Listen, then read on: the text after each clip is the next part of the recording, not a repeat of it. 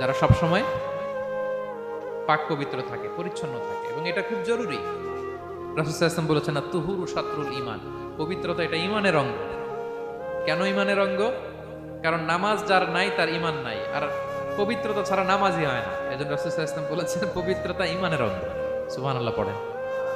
দেখেন নামাজের যে আহকাম আরকান আছে, আহকাম তো বাইরে, নামাজ শুরুর আগে, এর মধ্যে তিনটা আহকাম বা তিনটা ফরজই হচ্ছে এই পাক পবিত্রতা নিয়ে।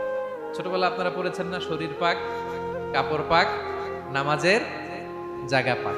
তার মানে আপনি নামাজে যখন দাঁড়াবেন আপনার শরীরটা পাক পাক পবিত্র হতে হবে। আপনি যে ড্রেস গায়ে দিয়ে নামাজে দাঁড়ালেন এটা পবিত্র হতে হবে। যেই জায়গাটাতে আপনি নামাজের জন্য দাঁড়ালেন ওই জায়গাটা পবিত্র হতে হবে। এই তিনটা জায়গা পবিত্র কিনা আপনাকে এনশিওর করে আল্লাহু আকবার, তার আগে আল্লাহু আকবার বললে হবে? হবে না। এজন্য ইসলাম হাতে ধরিয়ে ধরিয়ে আমাদেরকে পবিত্র হওয়ার পদ্ধতি শিক্ষা দিয়েছেন।